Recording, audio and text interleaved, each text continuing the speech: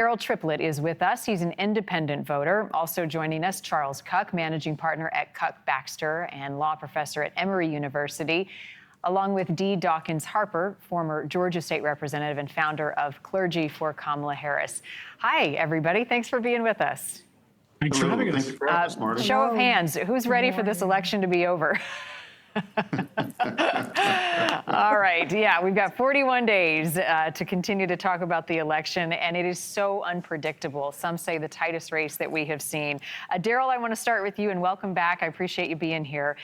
You're an independent voter. Tell me where your head's out if you're leaning one way or another in this final stretch. Well, you know, I watched a debate, of course, like all Americans did, and you know, again, it's the same old, to me, it's the same old rhetoric of, you know, we have to have a president that addresses our border security. We need to close the borders immediately, in my opinion. Our economic development, criminal justice system, foreign policy, our energy policy, and the rising fuel cost is what's most important to me. And with that, on the Democratic side, I did not hear a lot of that. I heard a lot of my mama used to be, and she saved up for a house for this, and a lot of jabs throwing that way. But I didn't hear any actual solid plan and enough of the smoke and mirrors. We've had that too long. We need a president that's going to go, that get elected and actually be for the people and address these things. Border security is out of control. Our crime in the United States is out of control. Due to the borders just being wide open, anybody can come here. Our economic development and economic management system and inflation is just so high, you can't even afford bread, butter, or anything like that. And, you know, the criminal justice system is, of course, out of whack also. So, you know, I'm looking for a solid plan. I do like Trump's plan as far as where he talks about the no overtime tax for American workers. That will be a life changer for the middle class, which, you know, the Democrats keep talking about, the middle class, the middle class. What I'd like to know is why didn't they think of that, number one? But yeah, I just want to get a president in there who cares about the people, and enough with the smoke and mirrors, and someone that's going to really stand up for America. Yeah, and it sounds like based on all the challenges our country faces, you're leaning towards Trump right now. Dawkins Harper, former Georgia State Representative, you're the founder of Clergy for Kamala Harris, and we've got a lot of issues that our country is facing. It's going to come down to some swing states. Georgia is one of them in this election. We've got this hand count issue. Tell me where your head's out right now on the top issues important to you and how your state will count and tally the ballots on Election Day. Well, thank you for having me. That is a very great issue to talk about. First of all, there are so many things that are going on in Georgia. We have so many people who cannot have access to affordable housing. And so that is a real issue for Georgia citizens. And VP Kamala Harris has already said that she will put into place a policy that will give homeowners tax breaks and money up front to help them have affordable housing. Economy issues, like you already heard, are important. But today, she has already decided to outline what her economic policies will be to the state of Georgia.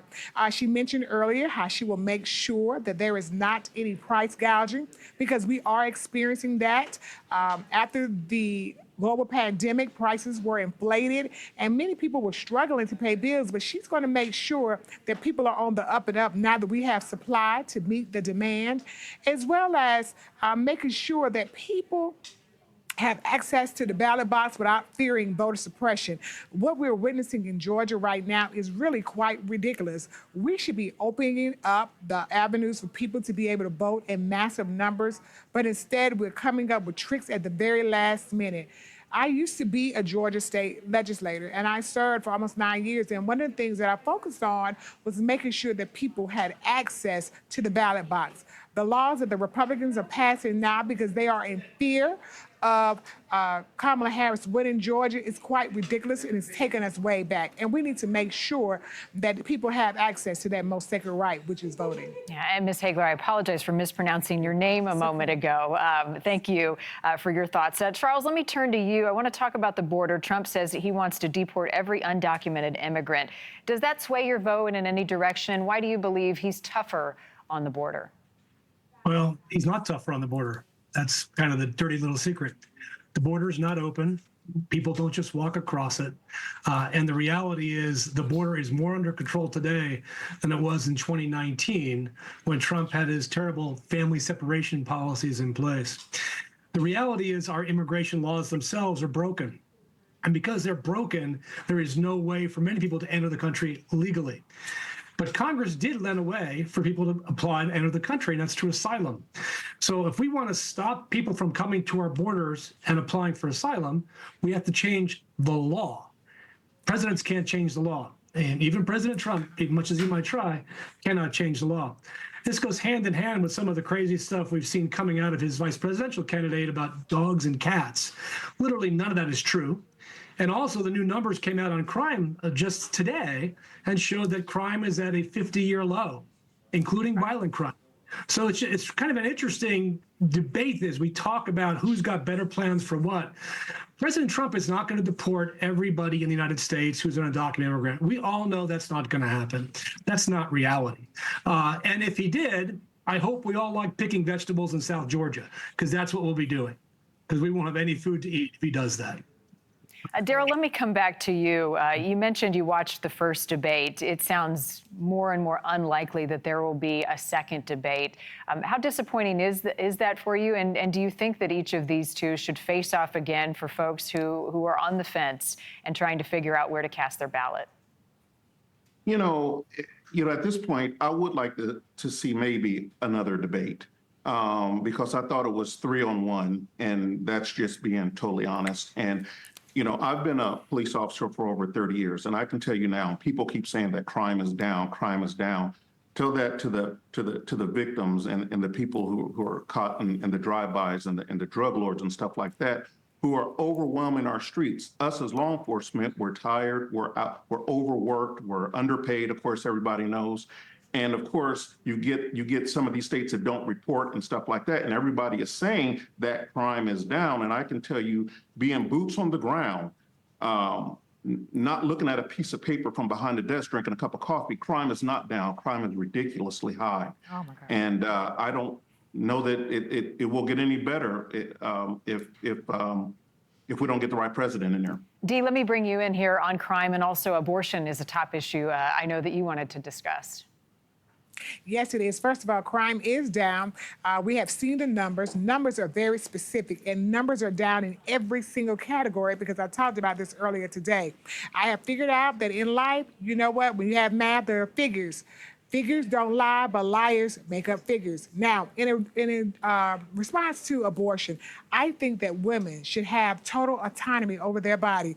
They should be able to make decisions when and where they want to bring life into the world. I think it's a healthcare decision, and I do not think the government should legislate our bodies. And this is why I'm fully supporting Vice President Kamala Harris, because she is going to make sure that women's autonomy is at the top of the list. We cannot be running around like we are in some type of authoritarian state and mess around and end up like a fictional series called The Handmaid's Tale. Women have a voice, and it should be heard.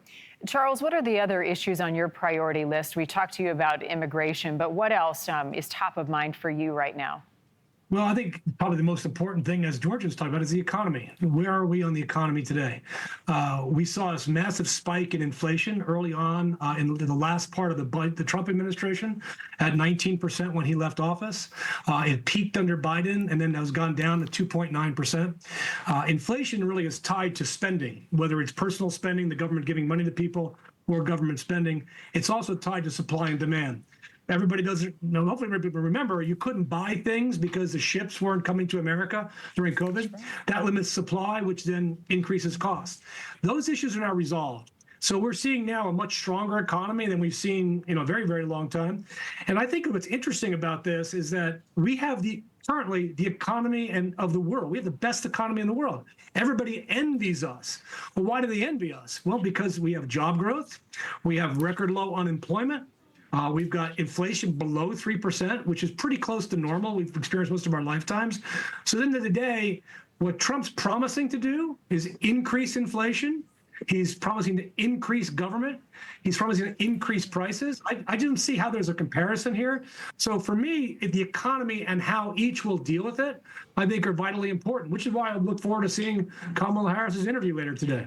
All right. We're tracking that. To each of you, you're engaged, you're thoughtful, you're participating, and you're informed. Daryll, Charles, Dee, thank you for your time as we spotlight Georgia this week. Appreciate each of you. Thank you. Thank you. We're shining our spotlight